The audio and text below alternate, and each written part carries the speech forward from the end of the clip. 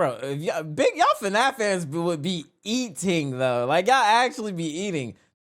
FNAF family, welcome back to the channel for another new FNAF video. Today we're going to be learning about the Mimic. I think this video was recommended to me so I could learn more about this whole Mimic thing, which, you know, has me interested. I saved this video for a minute, so today we're going to be checking it out. Today it's called I Solved FNAF Secret of the Mimic. Oh, by the guy FNAF. You know what I'm saying? I think this is the first FNAF video.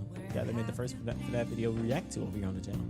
Yeah, hope you guys enjoyed the video. Smash like button, subscribe to the channel. Let me know down in the comments what's the next video you guys want me to react to. Yeah, without further ado, let's get in here.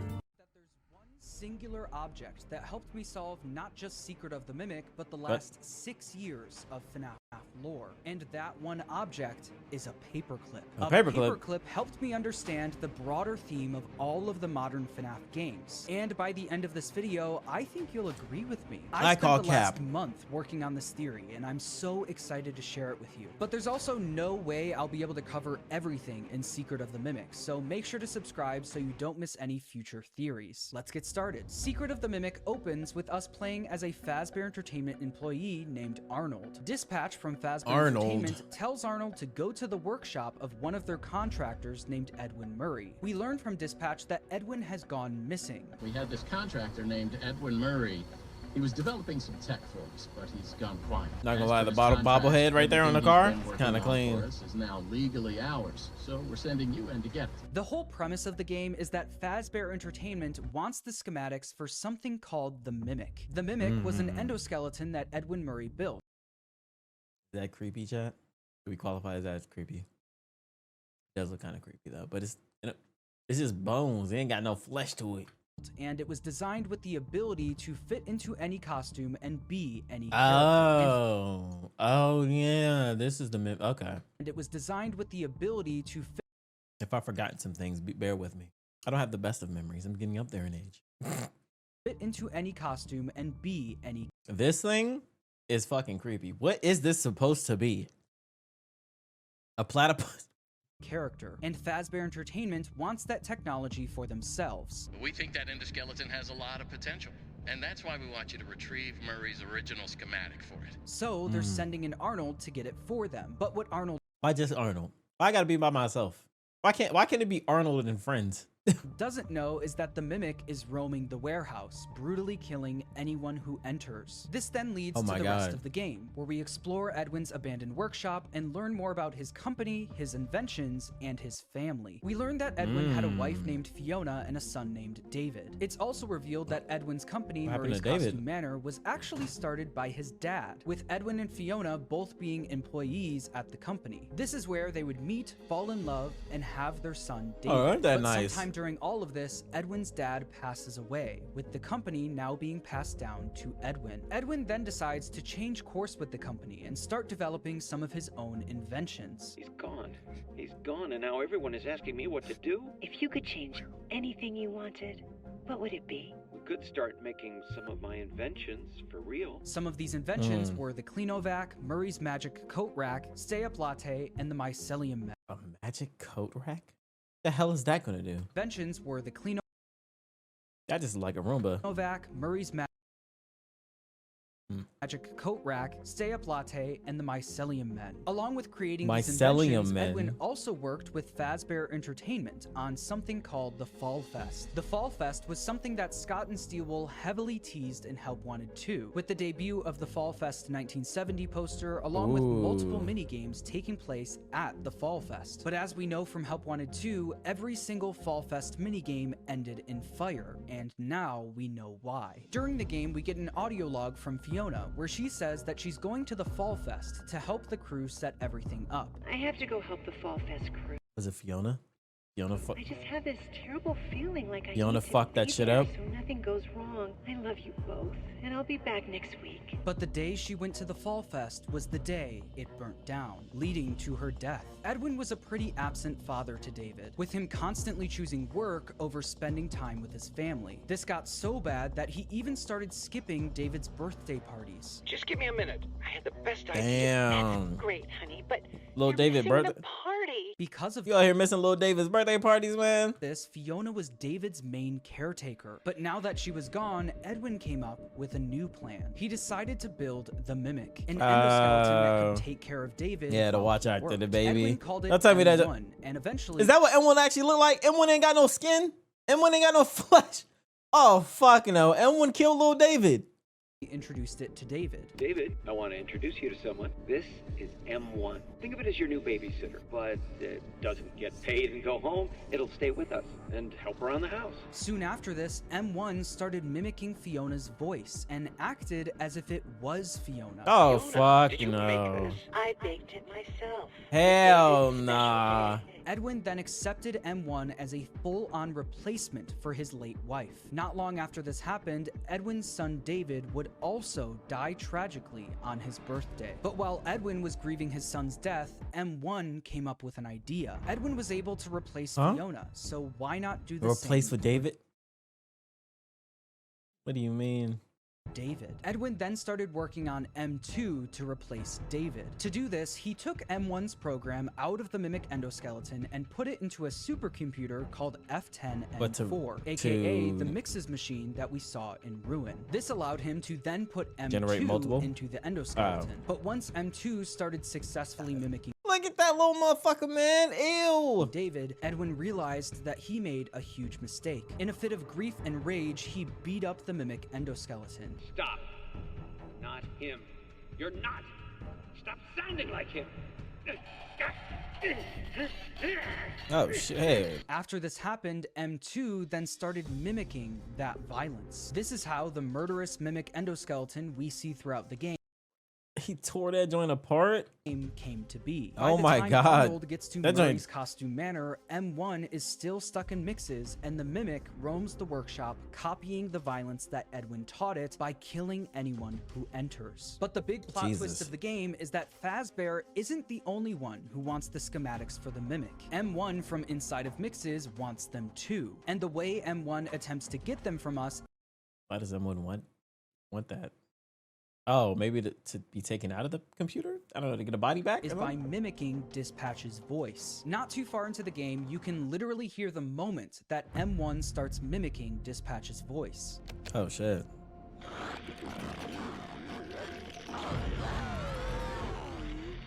Awesome. What? Glad to see you made it here without Oh, any hell no. complications whatsoever. M1 But that's then creepy guides as us shit. throughout the game as if they are Dispatch. That is Once we creepy as successfully fuck. Get the schematics for the Mimic, M1 then tells us to put them into the inventory machine. Put that data diver in the inventory system.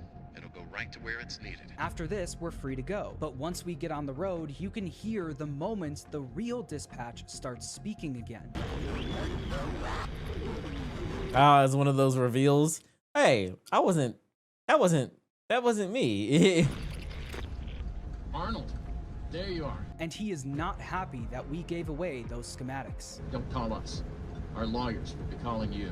In another ending of the game, if you refuse to give the schematics to M1, I was about to say that. I was like, do you get like maybe like other voice lines where like the fake dispatch M1 will just get angry as fuck or something, like start spazzing and showing the true colors or something?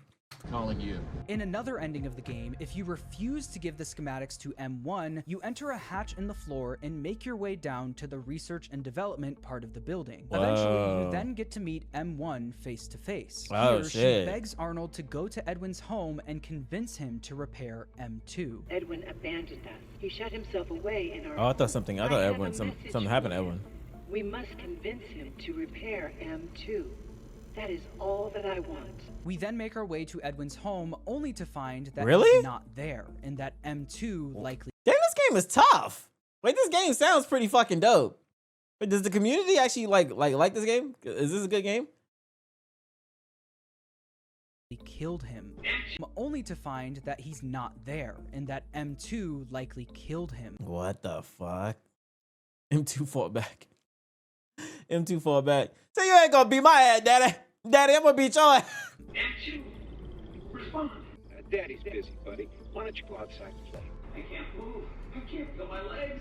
After Whoa. getting chased down by the Mimic, we learn from M1 that the reason she wants Edwin to fix M2 is because she wants her son Yeah, her back. son back. Watched him Yeah. grow up through this machine. That's I crazy. want him back. It's not too late to fix our family. Arnold then leaves Edwin's workshop. Was highly as it burns praised. to the ground. Damn. But while he's driving away, Wait, was that M2 Arnold in the then back? leaves Edwin's workshop as it Wait, look at the bottom. burns to the ground. What is that? Is that But while motherfucker's about to be free? he's driving away, the mimic catches up to him. Wait, it actually crashes did? the What car, the hell? grabs the schematics for the mimic and walks away. What? So, I think we can all agree Wait, this game actually looks so crazy. that this game was a lot. There's a ton of story, a ton of big reveals, and a ton of details scattered throughout the game. The summary I gave you only really scratches the surface of what this game presents to us. Because of this, when I sat down to write this theory, I honestly struggled with where to start. So for my first big theory on Secret of the Mimic, I decided to start at the beginning. What was the actual first mistake that Edwin made that caused everything to go Making M1? Perhaps? wrong? Well, that one question led me down a month-long rabbit hole of research and analysis, all leading to the paperclip. But in order to figure out what went wrong, we first need to solve one of the biggest mysteries in the entire game. How did M1 start mimicking Fiona's voice in the first place? At first, I thought it was pretty obvious.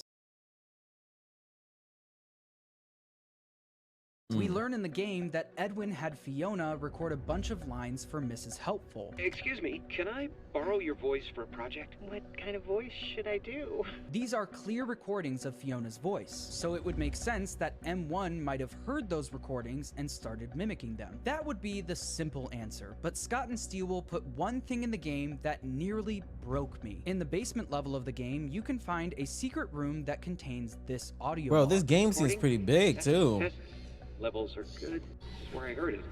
It's her or someone that sounds like her. Set frequency to 4625. Say something. It's me, Edwin. Over.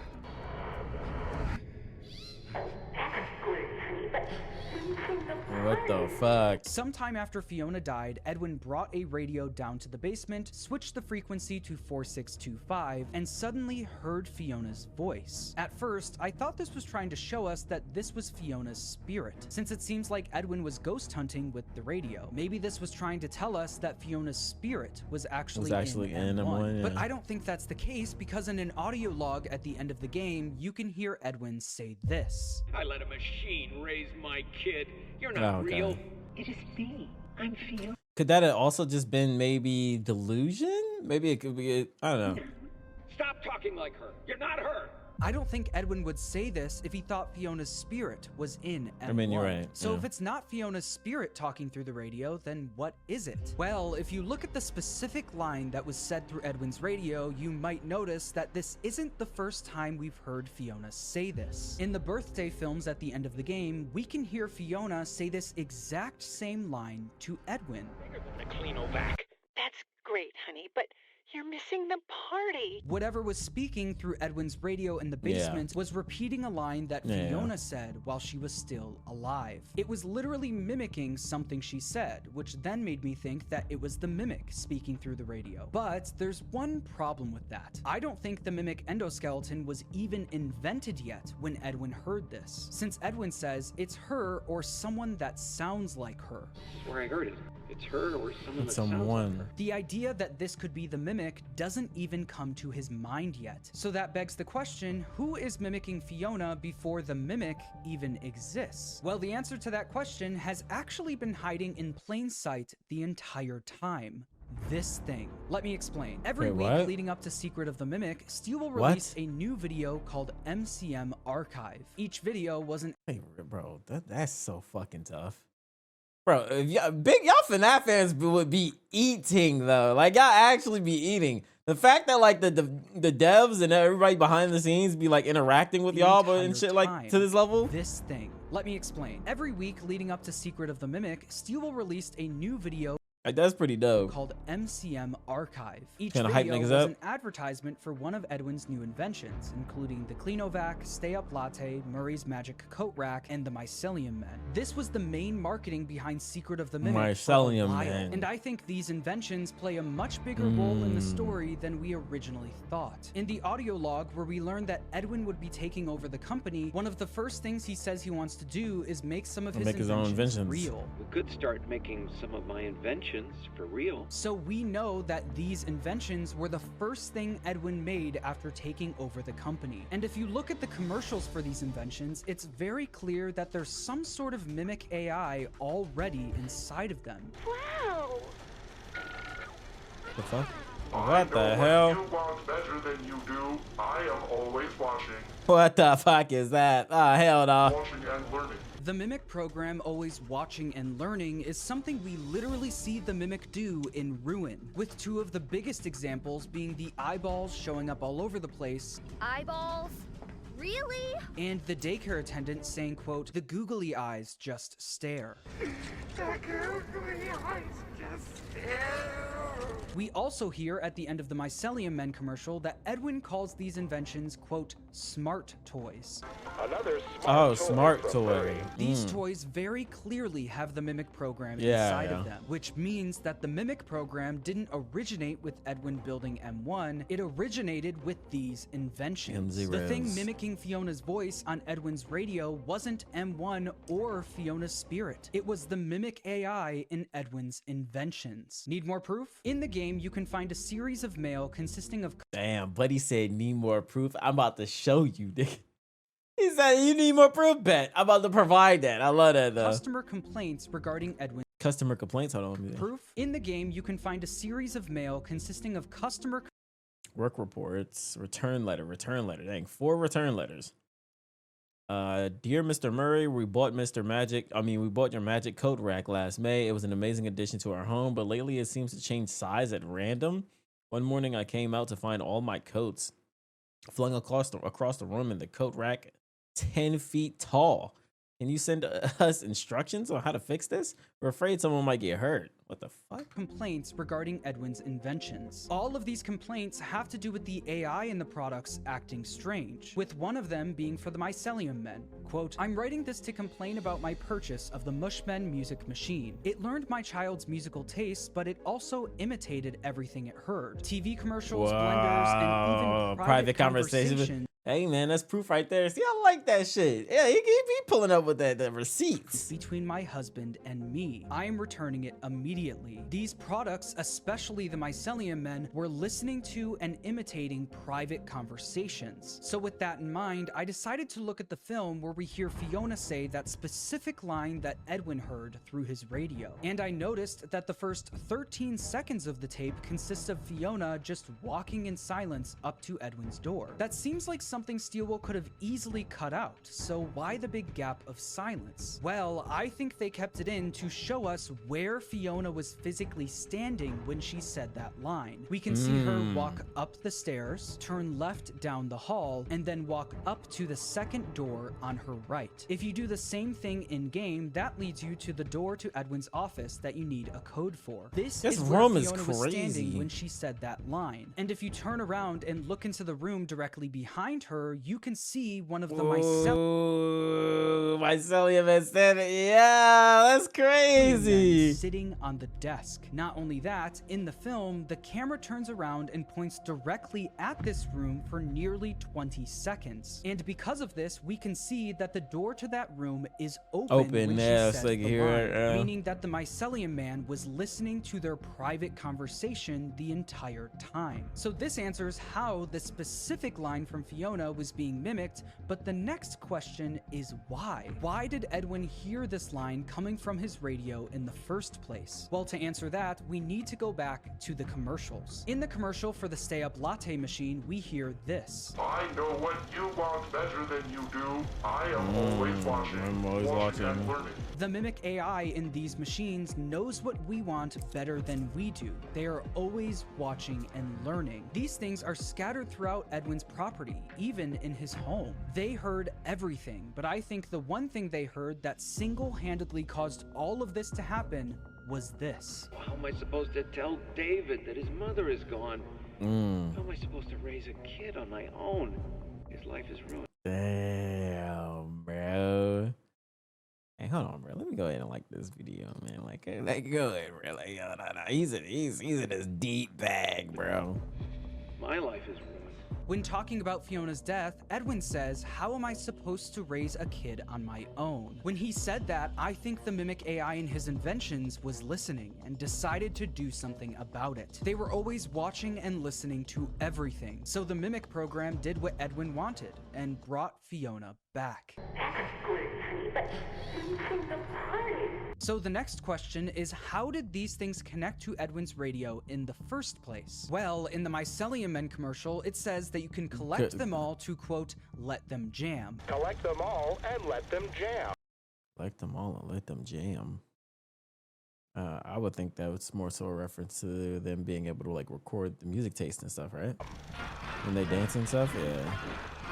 The fact that these toys can all play the same song simultaneously could mean that these things are somehow wirelessly connecting to each other. This would make sense considering they're called mycelium men. One of the main functions of mycelium is communication. Quote, mycelium acts as an efficient communication system, linking trees, plants, and even other organisms. Through this intricate network, trees can exchange information, share resources, and warn each other of impending threats. I think the wireless connection in these toys could be how they connected to Edwin's radio in the basement. There's also the fact that in the books and the games, it's been a books from the New York Times best-selling author Five Nights at Freddy's Tales from the Pizzaplex.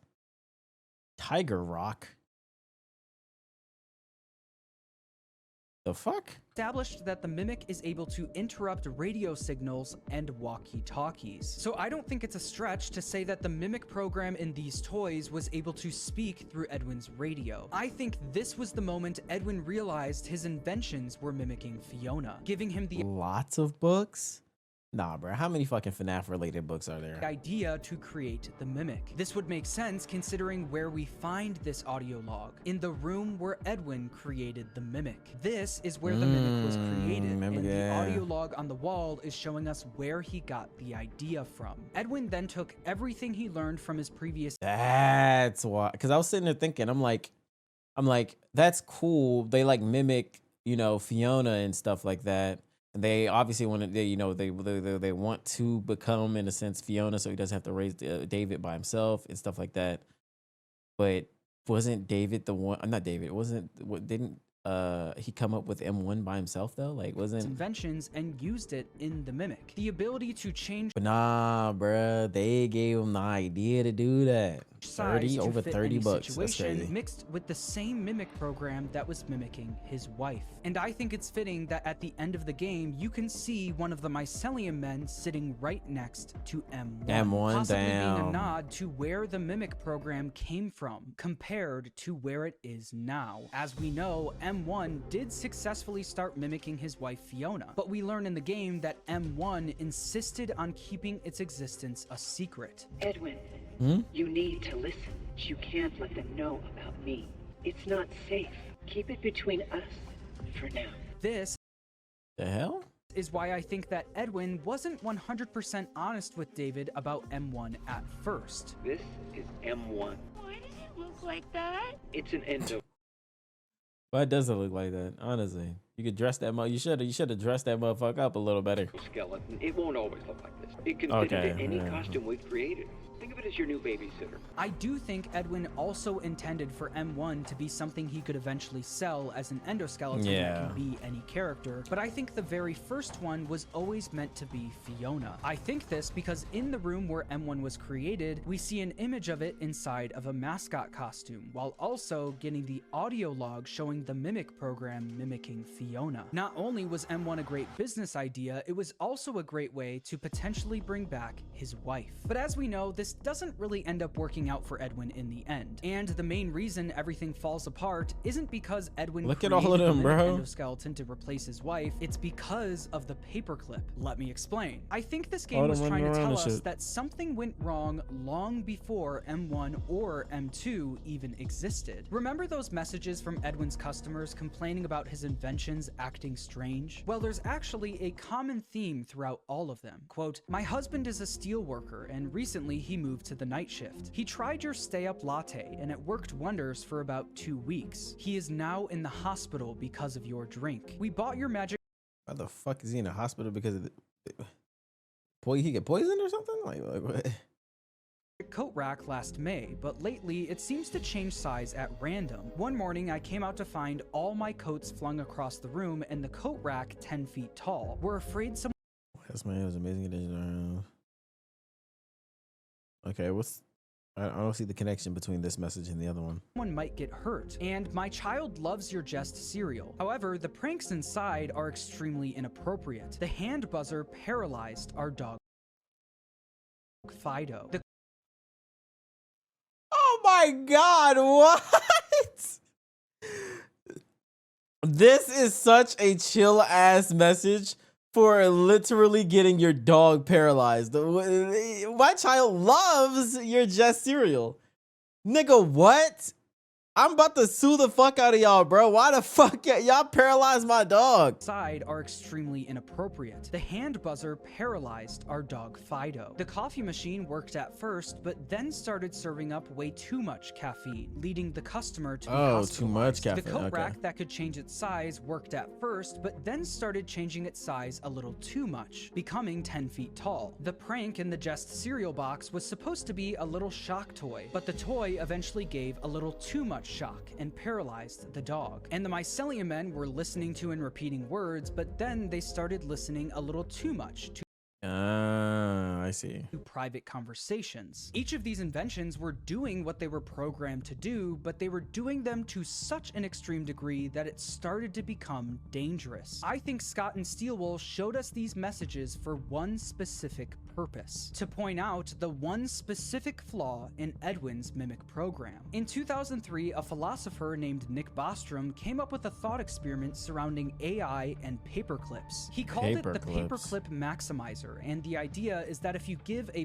poorly designed AI the goal of creating as many paperclips as possible, it will do anything to complete the job. Bostrom said, quote, "The AI will realize quickly that it would be much better if there were no humans, because humans might decide to switch it off. Because if humans do so, there would be fewer paperclips. Also, human bodies contain a lot of atoms that could be made into paperclips. The future that the AI would be trying to gear towards would be one in which there were a lot of paperclips, but no humans." Just like Edwin's inventions, this theory revolves around an AI that was given a harmless task, but it does it to such an extreme degree that it starts to become dangerous. This is exactly what we see with Edwin's mimic program. The mimic AI that Edwin created for these inventions was amazing, but it had one extremely consequential flaw. It lacked something called AI alignment. AI alignment is yeah, let's just pull a prank. Let's just design something that pulls a prank.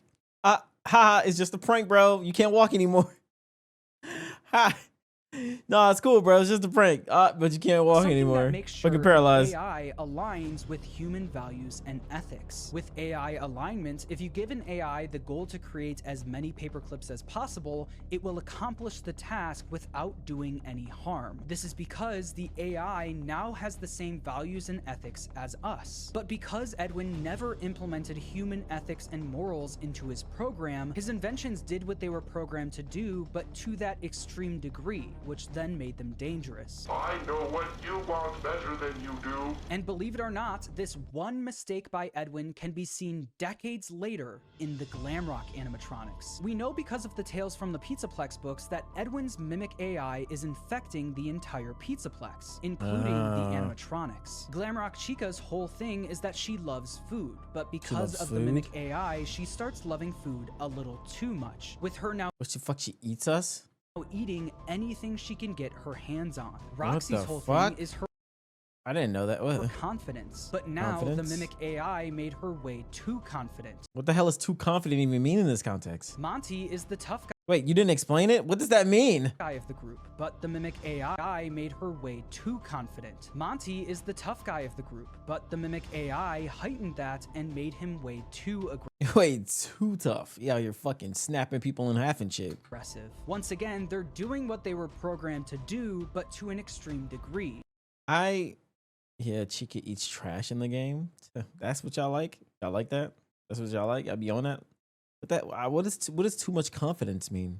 But he just, well, I don't know what like an example of that could be. Making them dangerous. This can also be applied to M1. When M1 was given the task to take care of David, it was going to complete that task no matter the cost. But once David passed away, M1 was now unable to accomplish the task it was given. There was no longer a David to take care of. This is why, once David was gone, M1 begged Edwin to create M2 and bring David back. You need to try again. Build another. Edwin, calm down and give it some thought. Give me a reason to live. Try again. Make another, and we can all be together. And even after being trapped in the mixes machine, M1 is still doing everything it can to bring David back. Put that data diver in the inventory system. It'll go right to where it's needed. M1 needs our data diver, but once we refuse to give it up, its tone immediately changes, and it starts saying anything it can to make us turn around. What are you doing? Don't you want a bonus? Or 2 bonuses? You can have a day off. You are not going to make it out of here alive. That is crazy. If you had just Not gonna make it out here alive. Up until the last second before we meet M1 face to face, it is still throwing every insult it can at us. I see right through your simple shell game. M1 is desperate and out of options, and without an endoskeleton to occupy, it can't physically make us do anything. Yeah, it's just to sit there and just shit on us from afar. You're a bitch. So it'll say any insult or threat. Roxy's obsessed with the way she looks, so I think it's something along the lines of she's not perfect. Oh, if she's not perfect, she tweaks. That it can, until we meet it face to face. When this happens, M1 switches its strategy from threatening to bargaining. And here you are. Despite the circumstances, it is nice to meet you face to face. Nah, bro, you just called me a bitch like not too long ago, like 10 minutes ago. When I was right down the hallway. Arnold could theoretically destroy or even unplug the mixes machine, and M1 wouldn't be able to stop us, so it starts immediately playing to our emotions. It is lonely down here. Edwin abandoned us. He shut himself away in our home. Tell Edwin I still love him. This is another prime example of the Mimic AI doing its job to a dangerous degree. M1 doesn't have a David to take care of, so it doesn't care how many Fazbear technicians have to die. It wants David back, and it wants our data diver. Fazbear will send another. Maybe that one will help me. Towards the end of the game, you can find Edwin's first ever prototype of the Cleanovac. This prototype is later described as, quote, the vacuum pet, his greatest success and his greatest failure. You could interpret this a lot of ways, but the way I interpret it is that although the Cleanovac was a financial success, the Mimic program that Edwin created for it was what made it his biggest failure. These inventions were where it all started, and little did he know that the consequences of his greatest failure would be seen for decades to come. The story of the modern FNAF games, you fucking cooked way too hard, buddy, is an extremely relevant cautionary tale, showcasing the dangers of what could happen if one poorly designed AI program got out of control. I know this probably felt more like a research essay than a... It did kind of, well, at least that part about the paperclip, yeah, it was more like research. But bro, I'm not gonna lie, this dude makes some really good fucking videos, like really fucking good. Like, these shits are fucking amazing. Groundbreaking theory with big reveals, but discussing the overall theme and where I think everything initially went wrong just felt right for my first video on such a big game. There is still a lot to talk about though, so it definitely felt like a big subscribe game for more too. Theories. I hope you enjoyed the video, and thanks for watching. Like, no, his videos is really fucking good. Like, I love him. Damn, this is a good video. Definitely kind of look, you want to see more, man. But let me know down in the comments if maybe I can check out another channel, other lore related FNAF content. Smash the like button, subscribe to the channel for more FNAF content. Catch you guys later.